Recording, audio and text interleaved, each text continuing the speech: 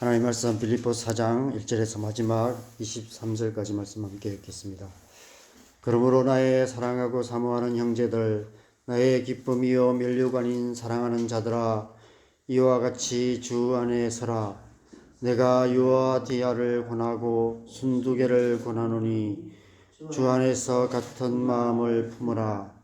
또 참으로 나와 멍에를 같이 한 내게 구하노니 복음에 나와 함께 힘쓰던 저 여인들을 돕고 또한 클레멘도와 그 외에 나의 동역자들을 도우라. 그 이름들이 생명책에 있느니라. 주 안에서 항상 기뻐하라. 내가 말하노니 기뻐하라. 너희 관용을 모든 사람에게 알게 하라. 주께서 가까우시니라.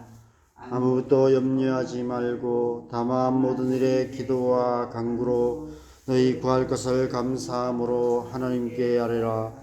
그리하면 모든 지각에 뛰어난 하나님의 평강이 그리스도 예수 안에서 너희 마음과 생각을 지키시리라.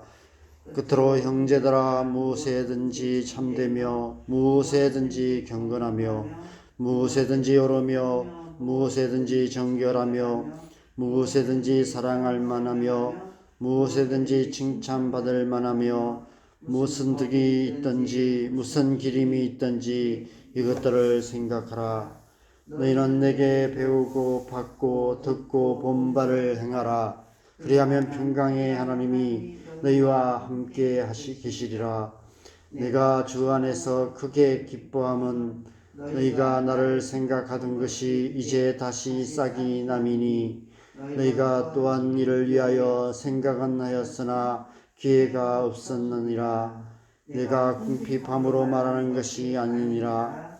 어떠한 형편에든지 나는 자족하기를 배웠노니 나는 비천에 처할 줄도 알고 풍부에 처할 줄도 알아. 모든 일 곧 배부름과 배고픔과 풍부와 궁핍에도 처할 줄 아는 일체의 비결을 배웠노라. 내게 능력 주시는 자 안에서 내가 모든 것을 알 수 있느니라. 그러나 너희가 내 괴로움에 함께 참여하였으니 잘하였도다. 빌립보 사람들아, 너희도 알거니와 복음의 시초에 내가 마게도냐를 떠날 때에 주고받는 내 일에 참여한 교회가 너희 외에 아무도 없었느니라. 데살로니가에 있을 때에도 너희가 한 번뿐 아니라 두 번이나 나의 쓸 것을 보내었도다. 내가 선물을 구함이 아니요 오직 너희에게 유익하도록 풍성한 열매를 구함이라. 내게는 모든 것이 있고 또 풍부한지라. 에바브로 디도 편에 너희가 준 것으로 말미암아 받음으로 내가 풍족하니 이는 받으실 만한 향기로운 제물이요 하나님을 기쁘시게 한 것이라. 나의 하나님이 그리스도 예수 안에서 영광 가운데 그 풍성한 대로 너희 모든 쓸 것을 채우시리라. 하나님 곧 우리 아버지께 세세 무궁하도록 영광을 돌릴지어다. 아멘. 그리스도 예수 안에 있는 성도에게 각각 문안하라. 나와 함께 있는 형제들이 너희에게 문안하고 모든 성도들이 너희에게 문안하되 특히 가이사의 집 사람들 중 몇이니라. 주 예수 그리스도의 은혜가 너희 심령에 있을지어다. 아멘. 네, 오늘 우리 빌립보서 4장 마지막 장 말씀 함께 나눕니다. 그러므로 나의 사랑하고 사모하는 형제들, 나의 기쁨이요 면류관인 사랑하는 자들아. 사도 바울이 빌립보 성도들을 이렇게 부르고 있습니다. 여러분은 어떠신지 모르겠지만 저는 사역자로서 이 사도 바울의 고백이 좀 거대한 장벽처럼 느껴집니다. 사도 바울이 멀리 로마 감옥에 갇힌 상태에서 빌립보 교회 성도들을 향한 진한 사랑을 고백하고 있습니다. 이 사도 바울의 진한 사랑의 고백 앞에서 저는 지난 30년 동안 과연 어떤 마음으로 나는 사역을 했을까? 이런 질문을 해보게 됩니다. 나의 사랑하고 사모하는 형제, 나의 기쁨이요 면류관인 사랑하는 누구누구야 라고 부를 수 있는 사람이 한 사람이라도 있었는가? 라는 질문을 해보게 됩니다. 제가 그렇게 고백한다 할지라도 상대방이 그 고백을 진실한 고백이라고 인정할까? 라는 질문도 생깁니다. 사도 바울이 이런 고백을 할 수 있었던 것은 그가 정말 그렇게 사랑하고 있었고 또 사랑했었고 또 이 편지를 받는 빌립보 성도들 역시도 이 사도 바울의 고백이 진실한 고백이라는 사실을 이미 경험하여 알고 있었기 때문입니다. 도대체 사도 바울은 어떻게 이런 마음을 가질 수 있었을까요? 앞서 3장 17절에서도 형제들아 너희는 함께 나를 본받으라 라고 말씀하고 있습니다. 오늘 본문 9절에서는 너희는 내게 배우고 받고 듣고 본 바를 행하라. 그리하면 평강의 하나님이 너희와 함께 계시리라 라고 말씀하고 있습니다. 여러분, 우리 가운데 누군가에게 나를 본받으라 라고 자신있게 말할 수 있는 사람이 몇이나 있겠습니까? 우리는 때로 우리의 자녀들에게조차도 본이 되지 못하는 부끄러운 모습으로 살 때가 많습니다. 그런데 사도 바울은 빌립보 교회에 보내는 편지에서 당당하게 나를 본받으라 라고 말합니다. 내게 배우고 받고 들은 것만 아니라 본바를 행하라 라고 말씀합니다. 아마 사도 바울은 자신의 이 편지가 성경이 되어서 2000년의 교회 역사 속에서 수많은 사람들에게 읽혀질 것이라고까지는 생각하지 못했을 것입니다. 그러나 최소한 이 편지가 빌립보 교회 주변의 교회들에게도 읽혀질 것이라는 사실은 알았을 것입니다. 당시 사도들의 편지가 주변 다른 지역에 있는 교회들에게 돌아가며 읽혀졌던 그런 상황이었기에 다른 교회들도 이 편지를 읽을 것이라는 사실을 알고 있었을 것입니다. 그는 그 어디에서도 동일하게 조금도 부끄러움 없이 그렇게 사랑했기 때문에 부끄러움 없는 사랑으로 사랑했기 때문에 이런 당당한 고백을 할 수 있었던 것입니다.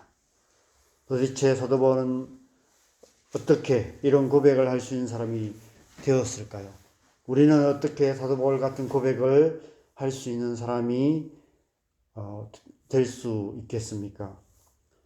이미 앞서 2장에서 사도 바울이 그 답을 말씀해 놓았습니다. 빌립보서 2장 5절에 너희 안에 이 마음을 품으라. 곧 그리스도의 예수의 마음이니. 바로 이 말씀 속에 다 들어 있습니다. 그리스도 예수의 마음 속에 다 들어 있습니다. 사도 바울이 이렇게 자신있게 나를 본받으라 말하고 빌립보 교회 성도들을 향한 진한 사랑의 고백을 할 수 있는 것은 그가 그리스도 예수의 마음을 품은 사람이었기 때문입니다. 그리스도 예수의 마음은 어떤 마음입니까? 빌립보서 2장에서는 자기보다 남을 낮게 여기고 하늘에서 땅만큼 낮아지는 겸손한 마음을 말씀하고 있습니다. 그런데 저는 오늘 말씀을 묵상하면서 그리스도 예수의 마음은 정말 넓은 마음이구나 라는 생각을 해보게 됩니다. 넓은 마음, 마음의 넓이로 말한다면 하나님의 마음만큼 넓은 마음이 어디 있겠습니까? 하나님은 마음이 넓으신 분이십니다. 하나님의 마음은 온 우주 만물을 다 품으시는 마음입니다. 지극히 작은 소자 하나까지도 귀하게 여기는 마음입니다. 오늘 말씀에서 우리는 사도 바울 안에 있는 하나님의 마음, 그리스도 예수의 넓은 마음을 보게 됩니다. 아시다시피 빌립보서는 사도 바울이 로마 감옥에서 갇혀 있을 때 쓴 옥중 서신 중 하나입니다. 감옥에 갇혀서도 사도 바울의 마음은, 그 넓은 마음은 결코 갇힐 수 없었습니다. 넓은 마음으로 여전히 감옥에서도 이 땅에 있는 교회들, 사도 바울이 섬겼던 교회들을 품고 있었고 하나님의 백성들을 품고 있었던 것을 보게 됩니다. 감옥에 갇혀서 왜 이 편지를 써야만 했을까요? 그것도 2장 말씀을 보면 이 편지를 써서 에바브로 디도편으로 급히 보낸다라고 말씀하고 있습니다. 3장 2절에서는 개들을 삼가고 행악하는 자들을 삼가고 몸을 상해하는 일을 삼가라라고 말씀하며 할례 문제에 대해서 다시 언급하고 있습니다. 또 할례파들이 여러 가지 주장을 통해서 할례를 받아야 된다라는 이런 주장들을 하고 그런 주장에 넘어가는 그런 사람들이 많이 있었던 것 같습니다. 오늘 본문에서는 2절에 보면 내가 유오디아를 권하고 순두개를 권하노니 주 안에서 같은 마음을 품으라라고 말씀하고 있습니다. 유오디아와 순두개는 아마 빌립보 교회에 영향력 있는 두 여인이었던 것 같습니다. 사도 바울이 그 이름을 지명하여 기록하는 것을 보면 사도 바울도 그 이름을 너무 잘 알았고 아마 사도 바울의 전도를 통해서 예수님을 만났고 교회를 섬기는 그런 교회 일에 가장 헌신적인 여인들이 아니었을까 생각합니다. 그런데 사도 바울이 두 사람을 향해서 주 안에서 같은 마음을 품으라라고 권면하고 있는 것을 보면 아마도 이 두 사람이 서로 이렇게 경쟁적인 관계 아니면 서로 적대적인 관계여서 문제가 많이 있었던 것 같습니다. 오늘날로 말하면 교회 일에 가장 헌신적으로 열심히 일하시는 두 권사님이 서로 관계가 너무 안 좋아서 열심히 일어나지만 서로 모여올 때마다 서로 싸우고 교회를 어지럽게 하는 그런 일이 있었던 것 같습니다. 아마 이런 여러 가지 문제들로 인한 소식이 이 문제들로 빌립보 교회가 시끄럽다라는 이런 소식이 옥중에 있는 사도 바울에게도 들렸을 것입니다. 그래서 사도 바울은 옥중에서 빌립보 교회에 대해서 걱정하며 빌립보 교회를 위해서 기도하며 이렇게 편지를 보내고 있는 것입니다.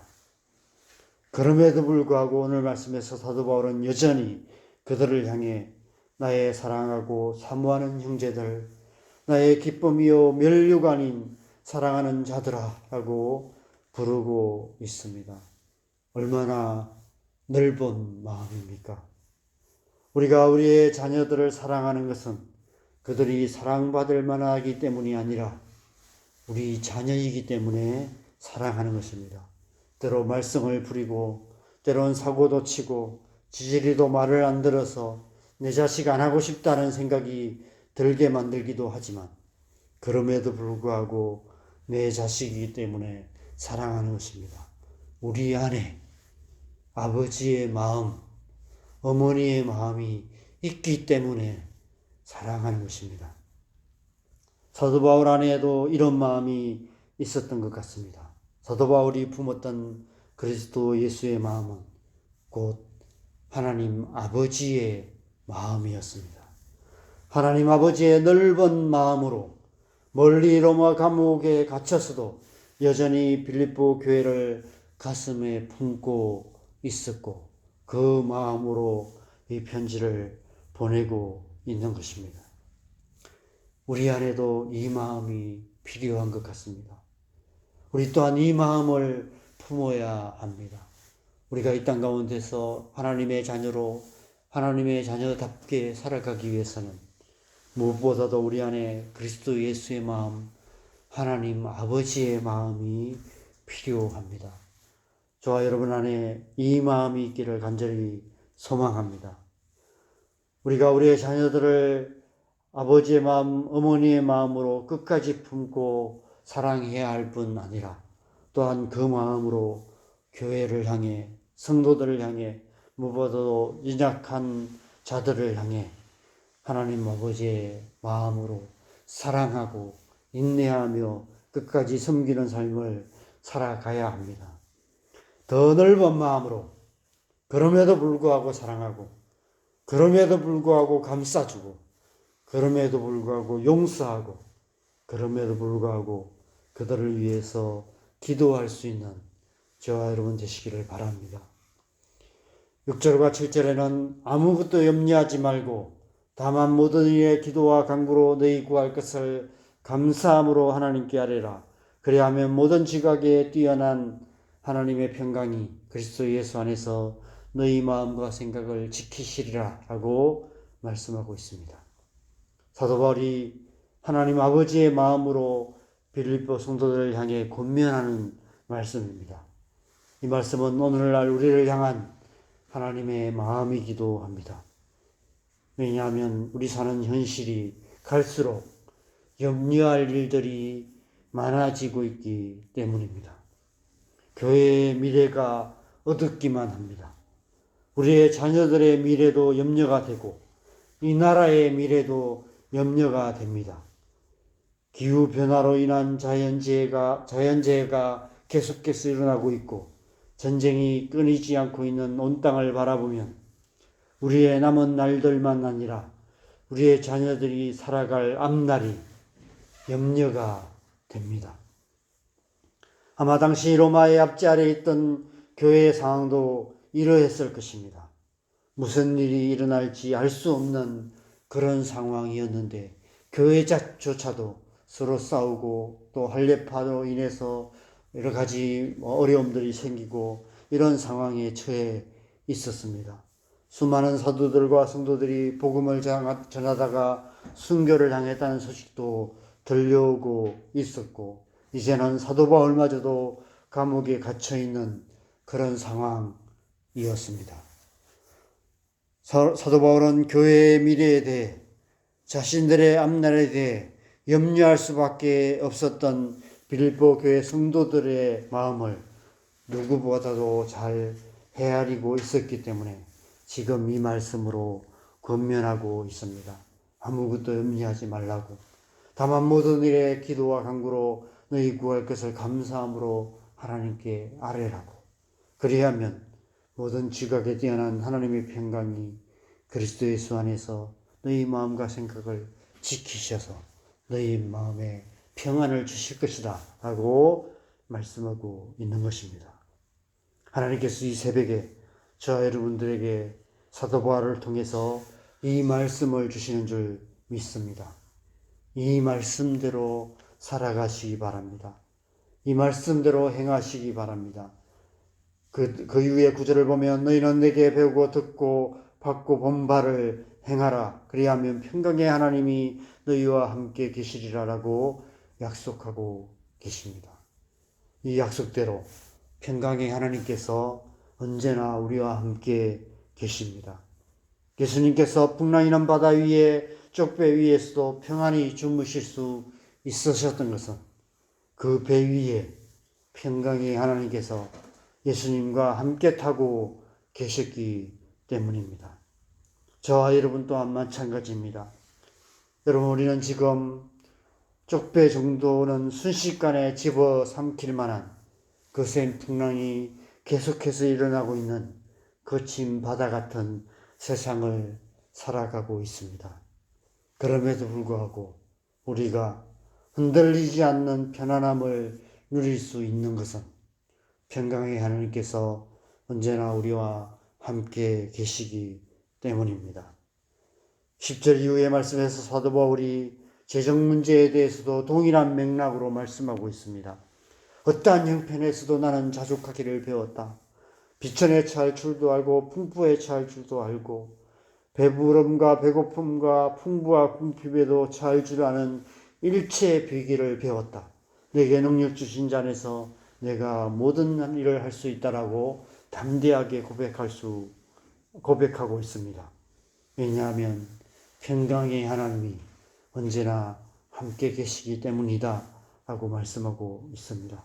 19절에 나의 하나님이 그리스도 예수 안에서 영광 가운데 그 풍성한 대로 너희 모든 쓸 것도 다 채워주실 것이다 라고 확실하게 약속하고 있습니다. 그 하나님께서 저와 여러분과 함께 계심을 믿습니다. 평강의 하나님께서 저와 여러분이 염려하는 모든 문제들을 다 알고 계시고 저와 여러분과 함께 그 문제들까지도 다 품고 계시는 줄 믿습니다. 하나님은 마음이 넓으신 분이시기 때문입니다. 그 하나님께서 우리의 모든 삶 속에 함께 계심으로 그 모든 문제 가운데 살아 역사하셔서 우리 가운데 평강을 주실 뿐 아니라 우리가 또 염려하는 우리의 모든 쓸 것, 그 모든 쓸 것을 풍성하게 채워주실 줄 믿습니다. 이 새벽 시간이 평강의 하나님 앞에 우리의 모든 염려들을 맡겨드리는 그런 귀한 시간 되시기 바랍니다. 지난 한 해 염려하며 힘겹게 지고 왔던 무거운 짐들을 다 내려놓으시기 바랍니다. 다가오는 새해는 한 해 어떻게 살까 염려로 시작하기보다는 모든 것을 온전히 하나님께 맡겨드리는 기도로 시작함으로 말미암아 하나님의 평강을 누리는 복된 한 해 되셨으면 좋겠습니다. 이 한 주간 새벽 시간들을 통해 저와 여러분 안에 하나님의 마음이 부어지는 시간 되시기를 바랍니다. 우리와 함께 계시는 평강의 하나님으로 말미암아 어떤 상황에도 흔들리지 않는 마음의 평강을 얻는, 누리는 복된 시간 되시기를 주님의 이름으로 간절히 축원합니다. 우리 함께 기도하겠습니다. 여러분, 우리의 삶 속에는 염려할 수밖에 없는 일들이 많이 있습니다. 내 인생을 봐도 그렇고, 내가 살아갈 앞날을 봐도 그렇고, 우리의 자녀들을 봐도 염려가 됩니다. 교회의 미래도 염려가 됩니다. 이 나라를 바라봐도 그렇고, 온갖 열방을 바라봐도 미래가 보이지 않는 것 같은 그런 상황 속에 우리가 살아가고 있습니다. 끊임없이 우리의 삶 속에 걱정할 수밖에 없는, 염려할 수밖에 없는 일들이 일어납니다. 그럼에도 불구하고 우리가 평안을 누릴 수 있는 것은 그럼에도 불구하고 하나님께서 넓은 사랑으로 우리를 안고 계시고 우리의 삶 속에 여전히 함께하고 계시기 때문인 줄 믿습니다. 그 하나님 앞에, 그 하나님의 손에 우리의 삶을 온전히 맡겨드릴 때 하나님의 평강이 우리의 온 삶을 다스리실 줄 믿습니다. 그 하나님 앞에 우리의 삶을 온전히 맡겨드리며 함께 기도하겠습니다. 기도하십시다.